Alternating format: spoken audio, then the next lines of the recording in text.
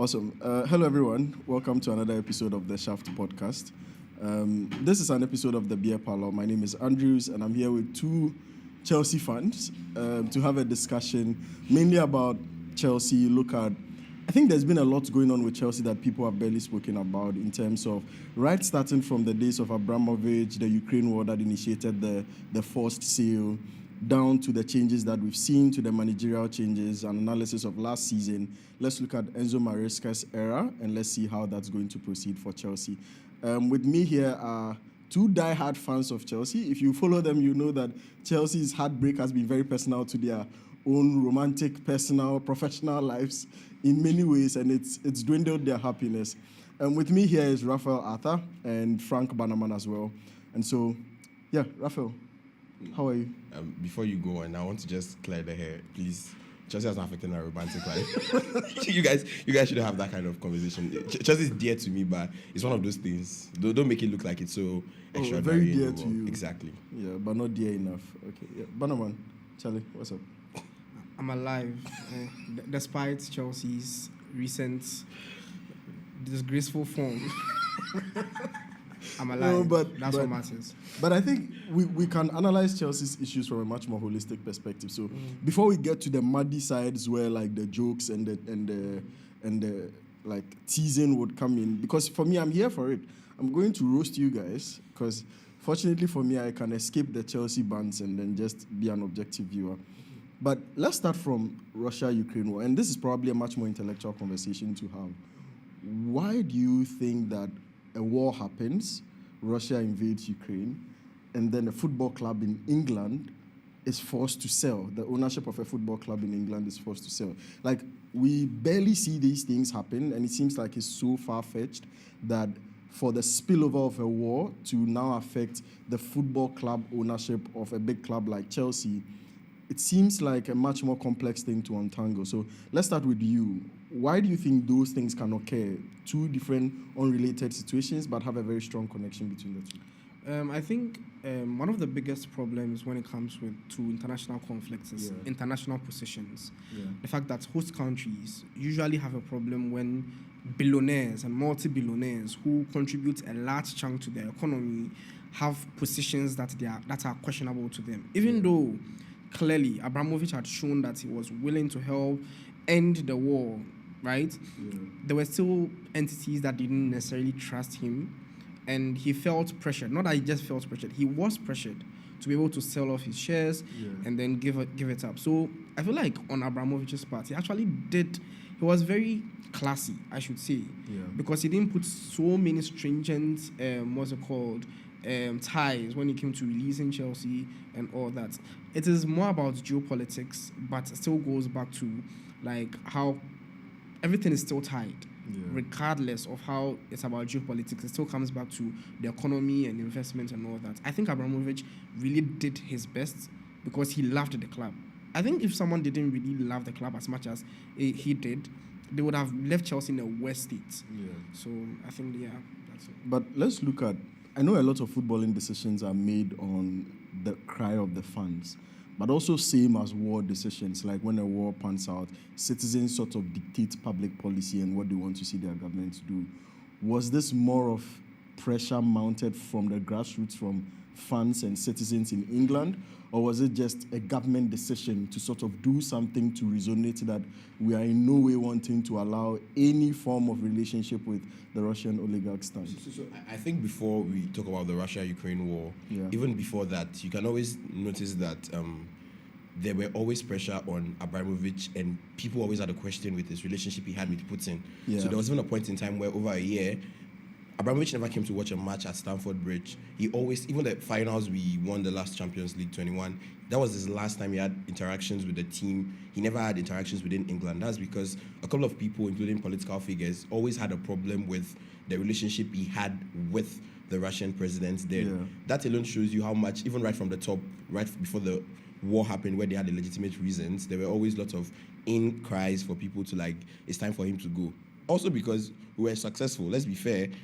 ever throughout Abramovich's era, his biggest priority has always been success. As a Chelsea fan, I went on over 15 years or 16 years without going a season trophyless. That shows you how consistent that was. And it was something that was affecting even the local England fans there, because it was more like they see Chelsea to be a homegrown team, and somebody else has come to invade that particular space that they have. The thing about the fan reaction, which was the question that you asked for Bannerman comes in, is that fans, we don't see Abramovich as just a owner. We think he's part of the team. Because for people who joined Chelsea in the early 2000s, for me, I joined in like 2002, 3. My dad is a core Chelsea fan since.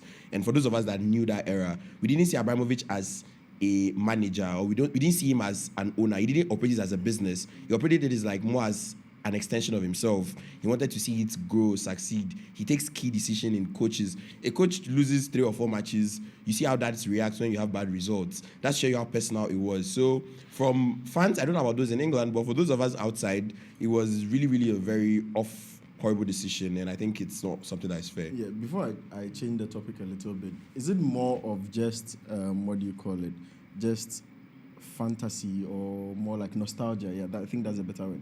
Is it just because he's left, things are not going well, therefore Chelsea fans have this nostalgic view about him, or this view was there even when he was there, that people didn't want him to leave despite the things that were happening? So the thing about Abramovich, about Chelsea as a club and as an institution, is that Chelsea is a very critical club. Like, people they criticize whether things are going well, things are not going well. They would continue to criticize people like you. Of course, because we strive for the best.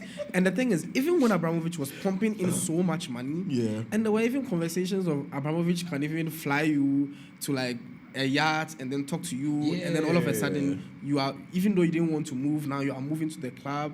Like, funny things, not necessarily true. Like, he will go and hold your parents hostage, and that's the extent to which people believed in Abramovich. So even though he invested a lot of money and time, people were still criticizing. So it's not like people didn't have problems when he was there, but you can easily compare the success of the Abramovich era and this Todd Bowley era.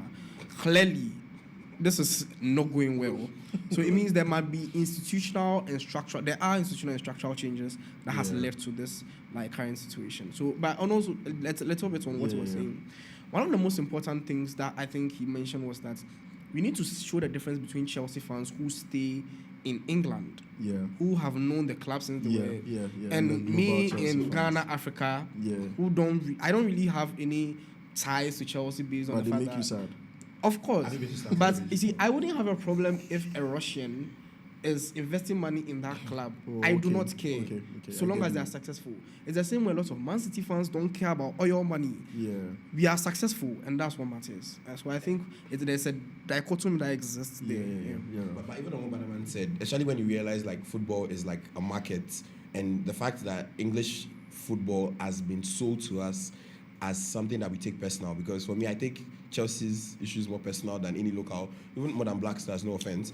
That's to tell you how they've sold it to lots of individuals. So at the point where you realize that there is a very huge extension of the football market, it means at this point in time, it's no more an English problem, because at some point in time, when you look at Africa as a whole demography, to be fair, Chelsea fans, you can see Chelsea fan as a trotro mate, you can see Chelsea fan as a CEO, you can see a Chelsea fan everywhere. That whole diversity alone shows you how widespread it has become, and how we have a huge stake in it. Even if I've not been to, I don't think he's been to Stamford Bridge, but at least we show our contribution by buying fake jerseys, but we are fine.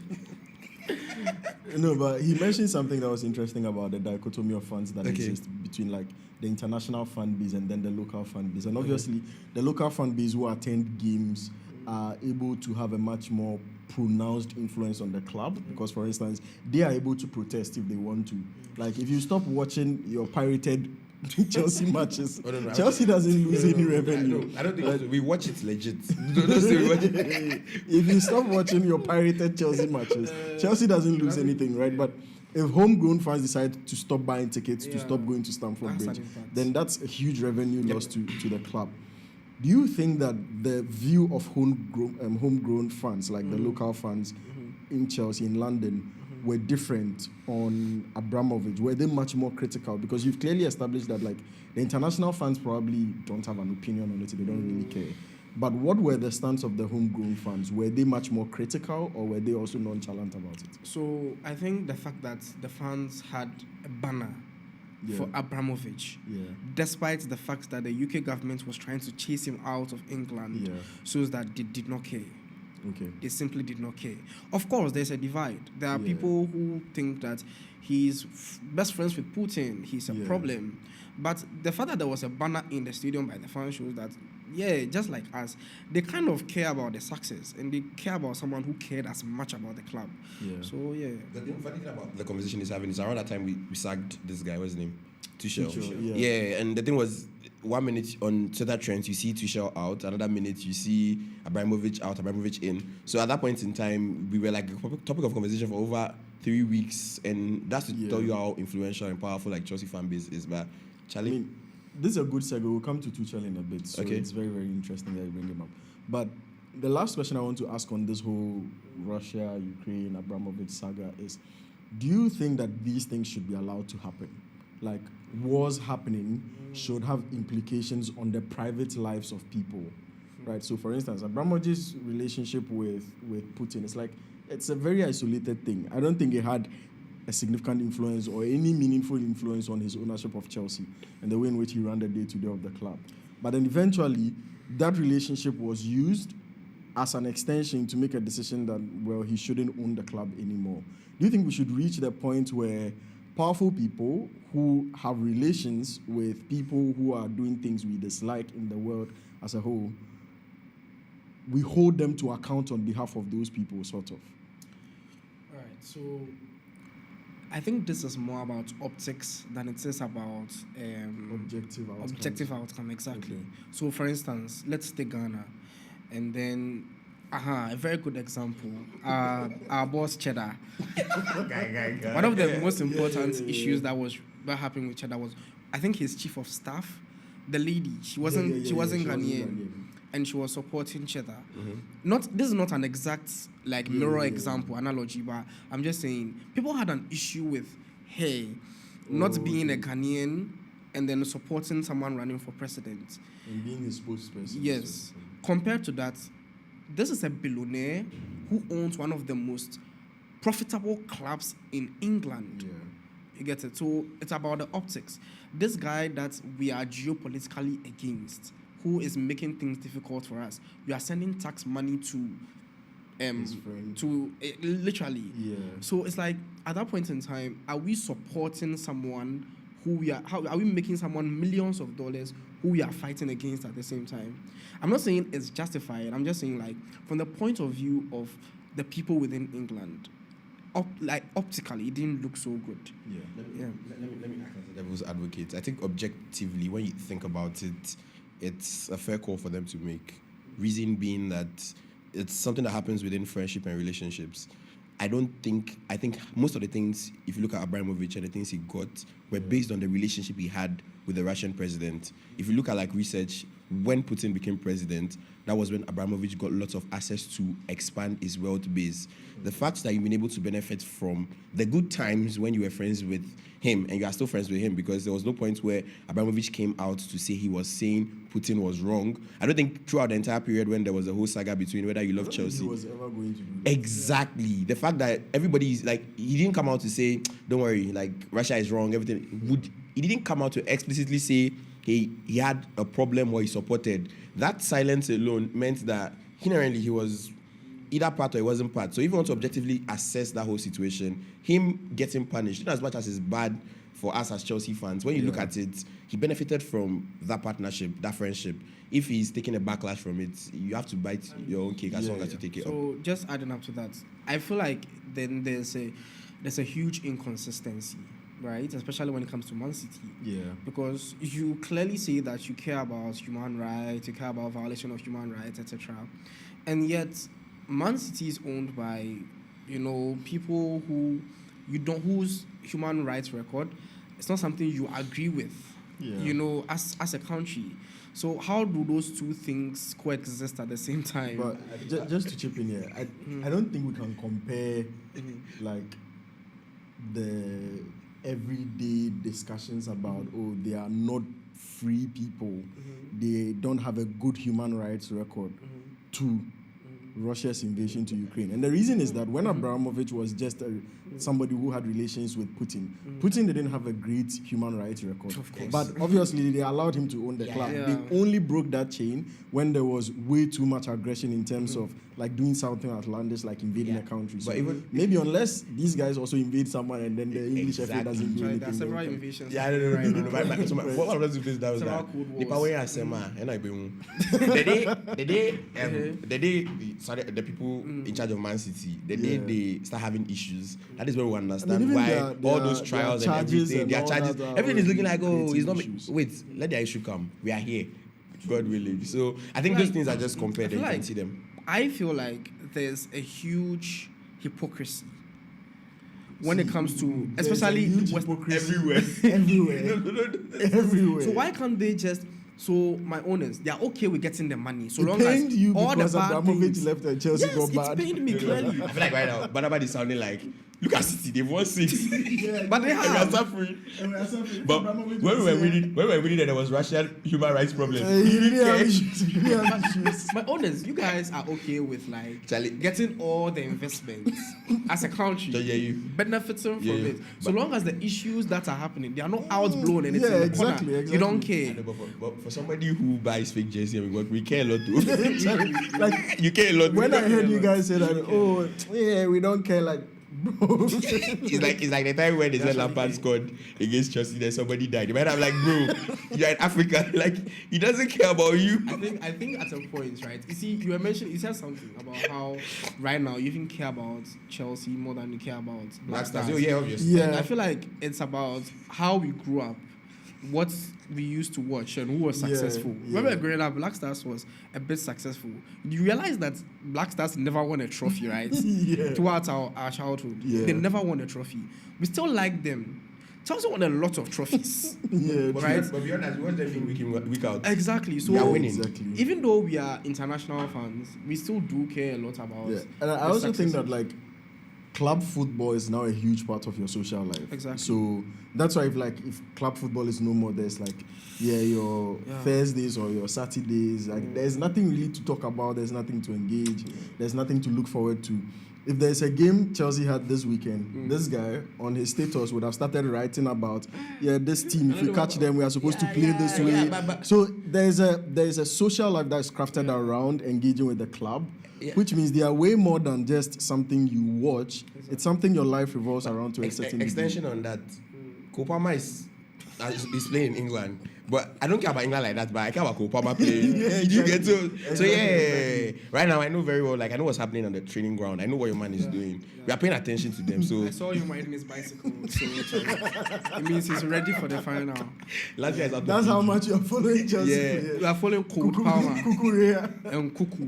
Even though we're bashing Cuckoo when he was at Chelsea, I because swear. no we're not shit, bashing him. but We're not bashing you know, him. It's criticism. We're trying to Oh, yes, make him yes. better. He's Don't say bashing. trying to whitewash them. The bashing. But one final point here is that I think there was this whole discussion about not giving access to the revenue from the sale of the club. Yes, I remember. Yeah, at least I don't know whether they were permanently denying him access to that or they were pushing it way down the line. More like the most immediate thing was he should relinquish the club and the negotiations about the revenue would happen later. I don't know whether that's fair or not. I just want to find out way in on that. You see, I honestly don't think it's been fair, especially, and that was way before, like, his treatment in England, how he wasn't allowed to conduct business in England and everything. I don't think it was fair. And that's why I said again that Abramovich was very classy. Yeah. Because he left a lot of money on the table. Yeah, he left a lot. And just to be clear, we don't know these people. Like, we don't know whether these people are like, because billionaires, they always say that a billionaire never becomes a billionaire without burying a few bodies. But we don't know. It's not like Abramovich is an angel. It's not like England is terrible and all that. But based on what we are seeing, it felt like they were squeezing him, pushing him out, and he still left a lot of money on the table. And I think it's only because, unlike other owners, he loved football and he cares about because Chelsea. I try to imagine if it was an owner who simply said, look, I don't want to sell, you can force me to, and I'll drag it through the courts. Yeah. it would go through the courts for years before such an issue will be resolved. I tend to disagree on that. The point is, at that point in time, if you guys realize it was the entire world against Russia. At some point in time, it looked like, no, when I say the entire world, the entire Western world against Russia, it looked like everybody that cared about football, everybody that had the media, everybody. I think even if they had gone to court, the court of public opinion was enough to make him look bad. The truth is, Abramovich was classy. He said, "Oh, just give me I don't want the extra revenue on it." But when you think about it in principle again, for every single time we are trying to say he suffered, let's flip it up. If Russia probably was the biggest guy on the block and did it, and Chelsea got a lot more money, because he's friends with Putin, he would have benefited more. Like, all those things are still based on relationships. So it's just one of those punishments you pay for relationships. Probably now he's enjoying, like, and that's the funny thing about this whole Russia-Ukraine war scenario, because it's had its effect since when it started. People are still living their lives. We are still here. We miss him, but life goes on. Probably might buy Chelsea later on. You don't know. So those things, they are still based on time. So let's see. Okay, fun.